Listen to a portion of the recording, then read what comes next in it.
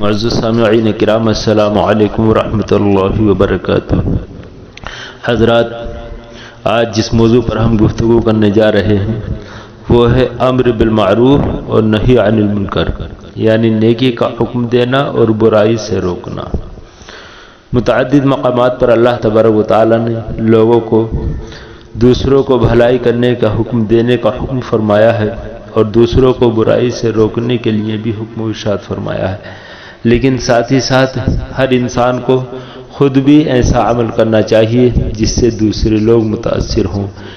یعنی پہلے خود نیکی کرے، بعد میں دوسروں کو نیکی کا حکم دے، پہلے خود ہر طرح کی برائی سے پاک و صاف رہے، پھر بعد میں دوسرے لوگوں کو برائی سے روکنے کی کوشش کرے۔ ہمارے آقا حضور صلی اللہ علیہ وسلم 40 سال تک کفار مکہ کے درمیان موجود رہے، زندگی گزاری، اور 40 سال کے بعد جب آپ نے اعلان نبوت فرمایا اللہ کی طرف سے حکم آنے کے بعد، تو سب سے پہلے یہی سوال کیا، لوگوں یہ بتاؤ میں نے 40 سالہ زندگی تمہارے درمیان گزاری ہے، یہ کیسی ہے؟ حالانکہ یہ دور جاہلیت تھا، شراب نوشی، زنا کاری اور ہر طرح کی بدتمیزیاں اس وقت معاشرے میں موجود تھیں۔ ایسے میں حضور صلی اللہ علیہ وسلم نے جو پاکیزہ زندگی گزاری، لوگوں سے پوچھ، اس کی مثال نہیں ملتی۔ لوگوں سے آقا صلی اللہ علیہ وسلم نے پوچھا، بتاؤ میں نے کیسی زندگی گزاری ہے؟ تو سب نے یک زبان ہو کر کہا کہ محمد، تم جیسا شریف انسان تو ہم نے کائنات میں دیکھا ہی نہیں ہے۔ آپ نے کبھی جھوٹ نہیں بولا، آپ نے کسی کی برائی نہیں کی، آپ نے کسی غیر محرم عورت کی طرف نگاہ اٹھا کے نہیں دیکھی، آپ نے کبھی شراب کی طرف نظر نہیں اٹھائی، غرض کے اس وقت کے معاشرے میں پھیلی ہوئی تمام برائیوں سے آقا صلی اللہ علیہ وسلم نے اپنے دامن کو بچائے رکھا اور ایک شریفانہ اور پاکیزہ زندگی گزاری۔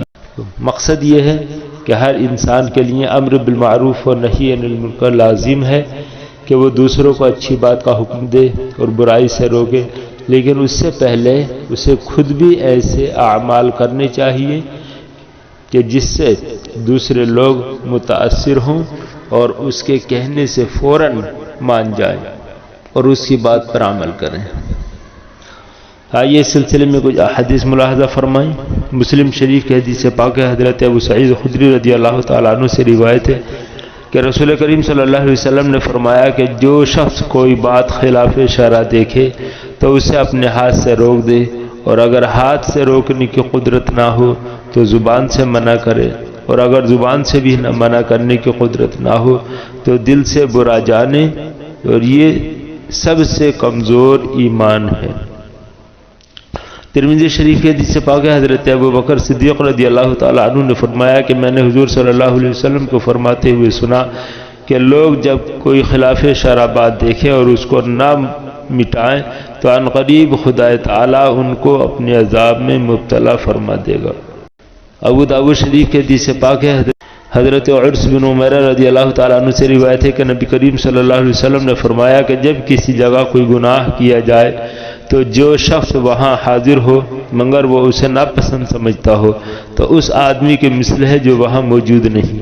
اور جو شخص وہاں موجود نہ ہو لیکن اس کو پسند کرتا ہو تو وہ اس آدمی کے مثل ہے جو وہاں موجود ہے۔ اس حدیث پاک کا مقصد یہ ہے کہ اگر کسی جگہ کوئی برائی ہو رہی ہو تو دوسرے لوگ جو اس جگہ برائی ہو رہی ہے اس سے نفرت کرتے ہیں اور وہ سوچتے ہو دل میں کہ کاش ہم یہاں موجود نہ ہوتے، تو پھر ان پر کوئی گناہ عائد نہیں ہوگا اور وہ ان کے مثل ہیں جو وہاں موجود نہیں ہیں۔ لیکن اگر کسی جگہ کوئی برائی ہو رہی ہو اور کوئی اس تمنا میں ہو کہ کاش میں وہاں موجود ہوتا اور اس عمل کو میں بھی دیکھتا جو برا عمل ہے، تو وہ وہاں نہ ہوتے ہوئے بھی وہیں ہونے کے درجے میں لکھا جائے گا، یعنی وہ بھی اس گناہ میں شریک مانا جائے گا۔ بحقی مشکاۃ شریف کے حدیث پاک ہے، حضرت جابر رضی اللہ تعالی عنہ نے کہا کہ رسول کریم صلی اللہ علیہ وسلم نے فرمایا کہ خدا تعالی نے جبریل علیہ السلام کو حکم دیا کہ فلاں شہر کو جو ایسا ہے اس کے باشندوں سمیت الٹ دو۔ جبریل علیہ السلام نے عرض کیا، اے میرے پروردگار، ان باشندوں میں تیرا فلاں بندہ بھی ہے جس نے ایک لمحہ بھی تیری نافرمانی نہیں کی ہے۔ تو خدا تعالی نے حکم فرمایا کہ مقرر حکم دیتا ہوں کہ اس پر اور کل باشندوں پر شہر الٹ دو، اس لیے کہ اس کا چہرہ گناہوں کو دیکھ کر میری خوشنودی کے لیے ایک لمحہ بھی متغیر نہیں ہوا۔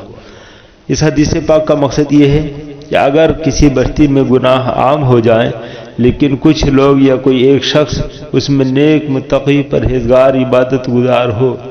تو اسے چاہیے کہ وہ ان برائیوں سے روکے، اور اگر کوئی یہ سمجھ کر کہ مجھے ان سے کیا مطلب خود عبادت الہی میں لگا رہے اور دوسروں کو برائی سے نہ روکے، تو اللہ تبارک و تعالیٰ جب سب پر عذاب نازل فرماتا ہے تو اس پر بھی عذاب نازل فرمائے گا کہ اس نے ان کو روکا کیوں نہیں۔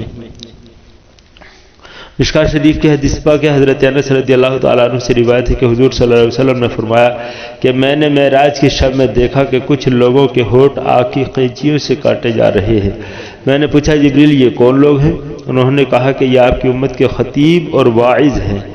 تقریر کرنے والے ہیں جو لوگوں کو نیکی کی ہدایت کرتے تھے اور اپنے آپ کو بھول جاتے تھے، یعنی خود نیک کام نہیں کرتے تھے، دوسروں کو صرف حکم دیتے رہتے تھے۔ ایک مسئلہ سماعت فرمائیں، بھلائی کا حکم دینا،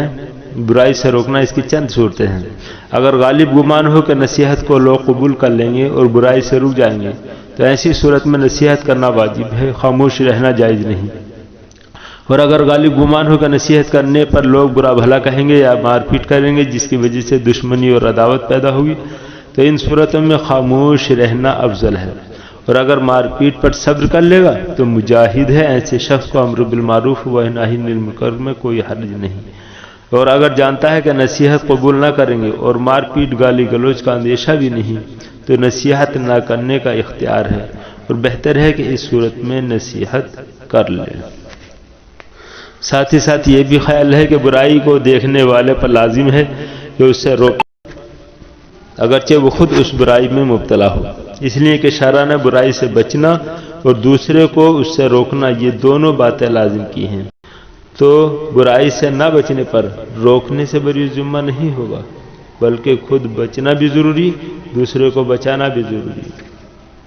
اور اگر دوسرے کو بچاتا رہے خود نہ بچے تو اس پر ایک گناہ ہوگا جس کا اس کو عذاب ہوگا۔